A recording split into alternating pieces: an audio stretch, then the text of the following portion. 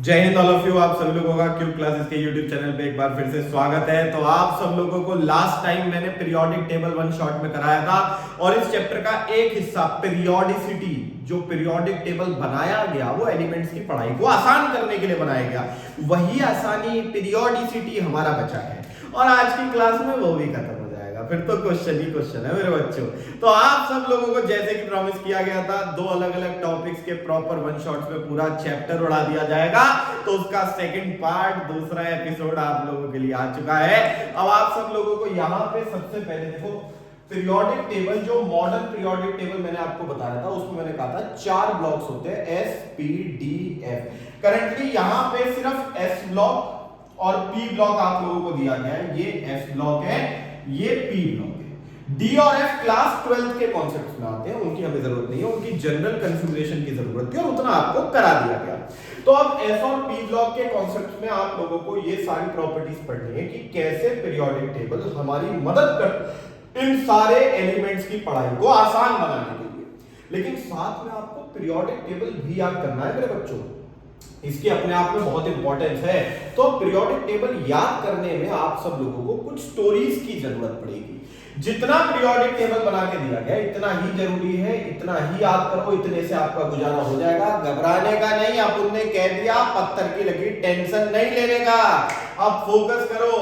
तो आप सब लोगों के सामने एक बड़ी पिक्चर सी चलेगी इमेजिनेशन में, और देखो पिक्चर में दो लोगों का होना बहुत जरूरी है, एक तो हीरो और एक हीरोइन। हमारी इसी पीरियोडिक टेबल की पिक्चर में जो हीरो है और हीरोइन है उनके नाम ये रहे। ये तो जो हेलिना है ये तो हमारी हीरोइन है मूवी की, और ये जो रब है ये हमारा हीरो है। इन दोनों का किस्सा है जो पीरियोडिक टेबल की फॉर्म में चलेगा। और देखो क्या है ना कि शुरुआत तो दोस्ती से ही होती है, तो ऐसा ही कुछ सिलसिला हुआ। हेलिना की रब से फ्रेंडशिप, पहले तो दोस्ती हो गई दोनों की, ठीक है सर, हो गई। अब आम तौर पे दोस्ती से प्यार और शादी तक के कलेश में मूवीज में एक बड़ा मिर्च मसाला होता है। इनकी शादी तक कोई मिर्च मसाला नहीं था। घर वाले आराम से मान गए, रिश्तेदारी आराम से तैयार हो गई शादी के लिए और बात मंडप तक पहुंच गई। लेकिन क्या है ना कि हमारे हिंदुस्तान का एक रिवाज है, वो रिवाज कुछ इस प्रकार है कि देखो शादी में किसी ना किसी का नाराज होना बहुत जरूरी है, वरना मजा नहीं आता, फील नहीं आती। अपने हिंदुस्तान में शादी हो रही है, चाचा फूफा ताया कोई तो रूठे या सारी बारात रूठ गई। आमतौर पे शादी में भाई सारी चीजें बहुत बढ़िया थी जो इन्होंने अरेंज करी, लेकिन बारातियों को कोई वो नहीं मिला बहाना कि यार नहीं, हमें जरा क्या कहते हैं कहीं ना कहीं तो कमी चाहिए, संतुष्टि नहीं मिल रही दिल को। तो कह रहे हमें मैगी बना के दो, मैगी खाने का मन कर रहा, आपकी शादी में कमी है, आपके द्वारा दी गई शादी में कि आपने मैगी नहीं बना के दी। तो अब यहाँ पे बिना मैगी के सारी बारात रोई, पूरी बारात ही फैल गई मैगी चाहिए। कितने जाहिल लोग हैं, बट कोई बात नहीं, अब फैल गई तो फैल गई, क्या कर सकते। बन तो सकती नहीं थी मैगी और शादी भी नहीं रुकनी थी। तो हेलिना और रब की शादी हो गई, लेकिन शादी के बाद घर आने के बाद हेलिना रब से बहुत नाराज है। यार तुम्हारे रिश्तेदार बहुत बदतमीज है, ये कोई तरीका है, मैगी पे कौन फैलता है, मजाक बना के रख दिया, कोई तरीका है तुम्हारे रिश्तेदारों का, मैं नहीं बात कर रही तुमसे। अब रब बेचारा झंड, यार ये क्या हो गया, मेरी तो गलती भी नहीं, रिश्तेदार मेरे पागल है, लेकिन अब इसमें मेरा क्या कसूर है। कोई बात नहीं, अब शादी तो हो गई है, मनाना भी पड़ेगा, झेलना पड़ेगा, ये तो देखो मजबूरी है बेचारे की। तो चलो अब जो है ना क्या कहते हैं, उसने कहा बीवी तो नाराज बैठी है, चलो एक काम करो नाश्ता बना देते हैं, क्या पता मान जाए। तो रब ने नाश्ता बनाने की सोची, लेकिन अब क्या ना लड़कों का खाना बनाने में हाथ तंग होता है थोड़ा बहुत, जिसके चलते जो है क्या कहते हैं वो मैगी बहुत आसानी से बना लेते हैं, पर मैगी पे झगड़ा हुआ है, अब मैगी बना नहीं सकते, अब क्या करें। कह रहे कुछ हैवी सा भी लगे और मैनेज भी हो सके कि हाँ बन ही जाएगा। तो भाई साहब ने पकोड़े तलने शुरू करे, चलो आलू के पकोड़े खिलाते हैं आज बीवी को। तो यहां पे बेसन आलू गए इन तेल, भाई साहब पकोड़े तलने लगे। अब बीवी को थोड़ा सा तरस आ गया, कह रही यार मेहनत कर रहा है ये बेचारा, कोई बात नहीं माफ कर देते हैं, ठीक है। तो अब जब इन्होंने कहा कि चलो अब शादी हुई है, घूम फिर आते हैं, संत पंडित लोग थे, शादी के बाद हनीमून पे कहा जा रहा है काशी, चलो कोई बात नहीं अच्छी बात है, काशी गए संत पंडित। लेकिन अब क्या है ना कि काशी पहुंचने के बाद हमारे रब भाई साहब ने बाय मिस्टेक भांग पी ली, बेचारा सड़कों पे झूम रहा पागलों की तरह। कह रहा जिंदगी में कभी दुनिया में ऐसा नशा नहीं करना, पागल ही हो गया। बीवी और मार पिटाई कर रही है, यार बदतमीज आदमी सड़क पे तमाशा कर रहा है, हनीमून मनाना है और पागल सड़कों पे तमाशा करता फिर रहा, मजाक उड़ा रहा है, ये तरीका है। तो फिर उसने कसम खाई रब ने, नहीं पीनी ऐसी शराब भी, कभी जिंदगी में ऐसा कोई नशा नहीं करना जो झिलेगा। नशा इज बैड थिंग, कुछ भी नहीं करना चाहिए।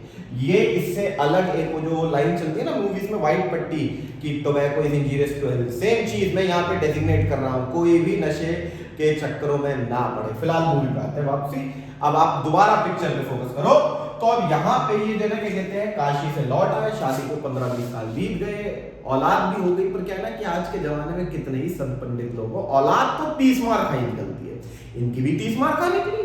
अब क्या है ना कि आम तौर पे बच्चे चीटिंग करते हैं एग्जाम टाइम में, कंप्लेंट आ रही है कि जना फर्रे पास करते हैं, ठीक है कोई बात नहीं, एक दूसरे से पूछ लेते हैं, ये इतना बड़ा बदतमीज है, इसी इन्विजिलेटर की रत्ती भर इज्जत नहीं है, क्लास में चीख चीख के कह रहा है उसे आंसर पता, उससे टीप लो, चीख चीख के कह रहा है उससे टीपो, बच्चों को सुना रहा है कहानियां, डरा रहा है बेवजह, फिर कल भूतनी आई एट नाइट, ये बताने की चीज है। अब कंप्लेंट आई स्कूल से, अब स्कूल से कंप्लेंट आई तो मियां बीवी घर पहुंचे और झगड़ा चालू जी, तुम पे गया और तुम पे गया, तुमने बिगाड़ रखा और तुमने बिगाड़ रखा। अब क्या हुआ कि मियां बेचारे भैया बीवी के आगे हार मान जा, हालत पतली हो जा। बीवी ना घर में घुसते ही बेलन कुकर कढ़ाई जो हत्ते चढ़ा बजाना शुरू कर दिया, जी तुमने बिगाड़ रखा, तुम्हारे बगैर तुम्हारी औलाद बिल्कुल तुम्हारी तरह निकम्मी है। और भाई साहब जो ना क्या कहते हैं, जो हमारे इन दोनों के बालक हैं उस्ताद साहब, वो पिक्चर का मजा ले रहे हैं, मार पिटाई का action scene, suddenly romantic scene action scene में कन्वर्ट हो चुका, और वो मजा लेके देखो क्या कहते हैं। हीरोइन ने Aamir, Aamir is Urdu term for पति, हीरोइन ने आमिर को एक्सेल से रगड़ा, पति की धुलाई कर डाली सर्फ एक्सेल से, और ऐसे ही लाइफ गोज ऑन। तो पीरियोडिक टेबल हमारी जिंदगी से कनेक्टेड है, काफी ज्यादा इंस्पायर्ड है हमारे एलिमेंट्स हमसे, और आप इस इंस्पिरेशन के तहत इस पूरे पीरियोडिक टेबल को रिवाइंड करके चाहे स्टोरीज दोबारा सुनना, बनाने की कोशिश करना। बार बार जो गलती होगी वो होगी अल्फाबेट्स अरेंज करने में, सेकंड अल्फाबेट में कई बार गलती हो सकती है, लेकिन 4-5 बार देख देख के बनाओगे हो जाएगा सेट, टेंशन नहीं लेने का। पीरियोडिसिटी पे चलते हैं। तो अब आप सब लोगों को मैंने कहा पीरियोडिक टेबल बनाया गया प्रॉपर्टीज को आसान बनाने के लिए, जिसमें सबसे पहली प्रॉपर्टी न्यूक्लियर चार्ज है, और हमें इसका बिहेवियर पढ़ना है दो दिशाओं में, left to right, top to bottom, period and group, दो दिशाओं में हमें पढ़ना है प्रॉपर्टीज कैसे चल रही है। ठीक है सर, चलो दो दिशाओं में पढ़ लेंगे। अब जरा पढ़ाओ तो सही।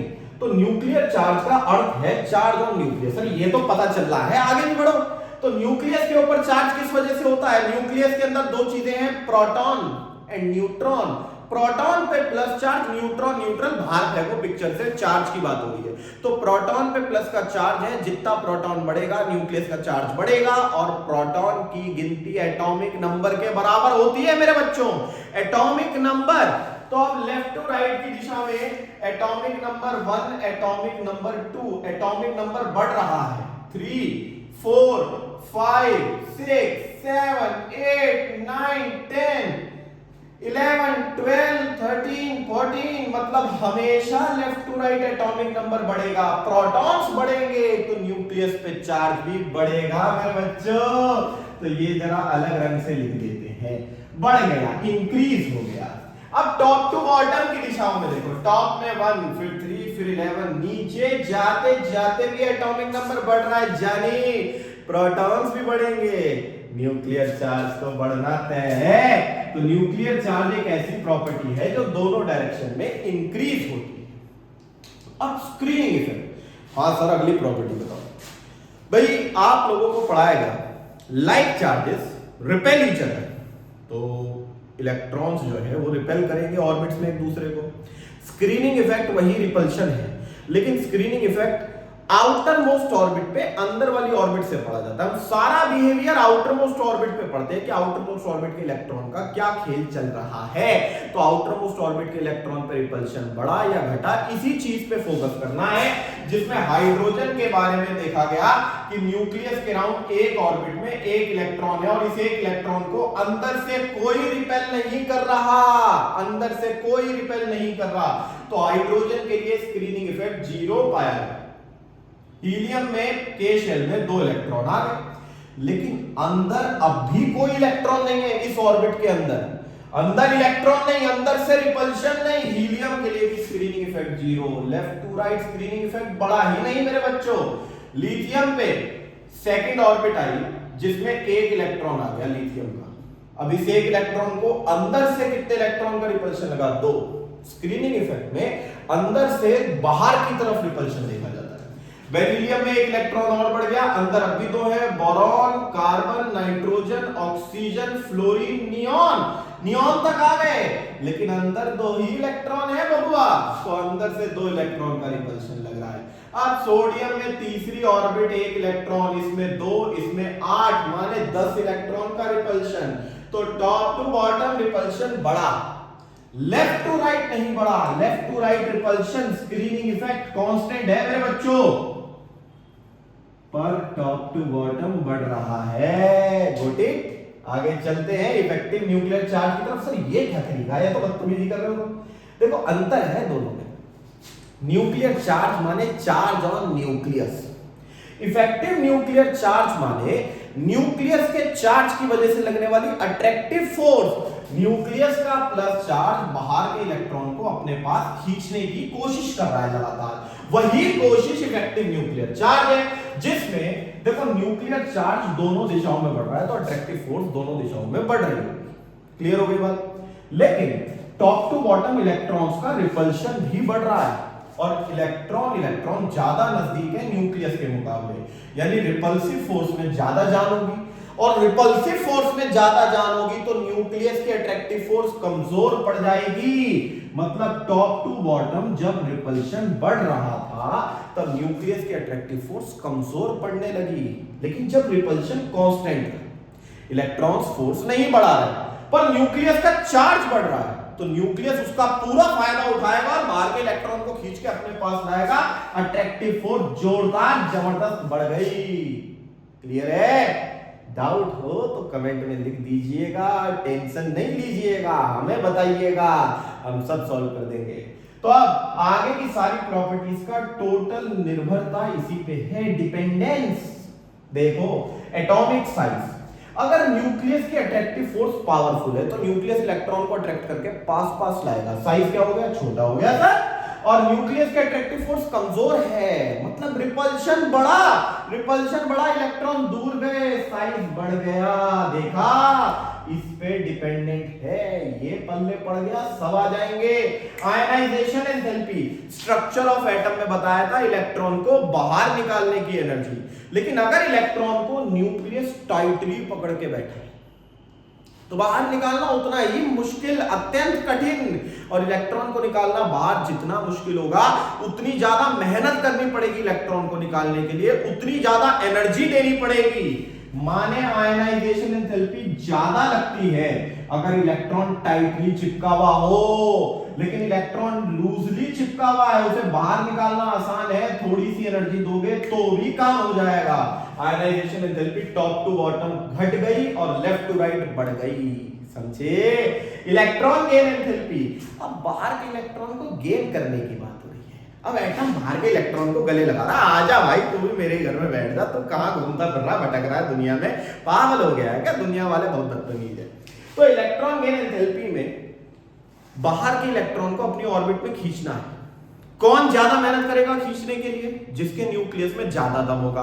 तो जिसके न्यूक्लियस की अट्रैक्टिव फोर्स ज्यादा है वो गेन करने में भी एनर्जी ज्यादा खर्च कर रहा है, लेकिन जिसकी न्यूक्लियस की अट्रैक्टिव फोर्स कमजोर है वो गेन करने में ज्यादा मेहनत नहीं कर पा रहा, ज्यादा एनर्जी नहीं लगा पा रहा। अब बहुत सारे बच्चों की एक दुविधा आती है, सर इलेक्ट्रॉन निकालने की एनर्जी भी लेफ्ट टू राइट बढ़ गई और गेन करने की एनर्जी भी लेफ्ट टू राइट बढ़ गई, उल्टा नहीं होना चाहिए था?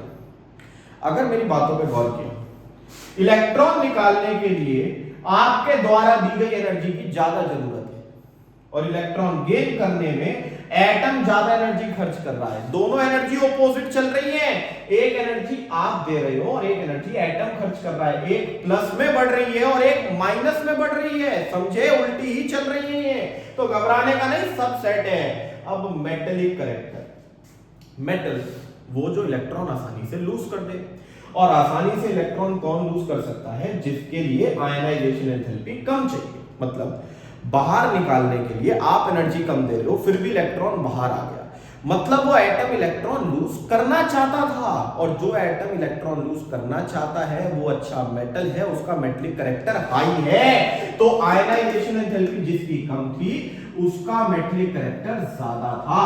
कम एनर्जी देते ही इलेक्ट्रॉन बाहर आ गया, और इलेक्ट्रॉन बाहर आने के लिए उतावला कौन होता है? मेटल होता है। तो जिसकी आयनाइजेशन एंथैल्पी ज्यादा है, इलेक्ट्रॉन निकालना मुश्किल है, वो अच्छा मेटल नहीं है, उसका मेटलिक कैरेक्टर कम है। अब बाकी चीजें देखो, जो अच्छा मेटल है वो इलेक्ट्रॉन लूज करेगा, उस पे प्लस चार्ज आएगा, माने इलेक्ट्रोपॉजिटिविटी भी बढ़ेगी। इलेक्ट्रोपॉजिटिविटी बढ़ गई और रिड्यूसिंग कैरेक्टर, जब एक एलिमेंट पॉजिटिव चार्ज में आ गया, ऑक्सीडेशन हो गया उसका, तो माने दूसरे का क्या करा रहा है? रिडक्शन। तो मेटल्स पे प्लस चार्ज आया, ऑक्सीडाइज हुए, दूसरे को रिड्यूस करा, यानी मेटल्स में रिड्यूसिंग कैरेक्टर होता है मेरे बच्चों। तो जिसका मेटलिक कैरेक्टर ज्यादा होगा उस पे प्लस चार्ज ज्यादा आएगा, वो दूसरे के रिडक्शन के लिए उतना ही ज्यादा जिम्मेदार होगा। और आखिरी प्रॉपर्टी आपको पता है, non metal electronegativity and oxidising character, निशान पलट जाएंगे। इतना ही था, चैप्टर खत्म हो गया। 2-3 फैक्ट जो अब क्वेश्चन के साथ ही कवर अप होने, एक्सेप्शंस भी। तो आप सब लोगों को मैं एनसीईआरटी के क्वेश्चंस कराऊंगा, सारी थ्योरी अच्छे से पढ़ के रखना और चैनल पे बने रहिएगा। एक लाइक ठोकना मत भूलना, बहुत जरूरी चीज है। ओके, और देखो शेयर कमेंट सब्सक्राइब ये बहुत जरूरी, नोट कर लो, कहीं जरूरी है करना। Got it?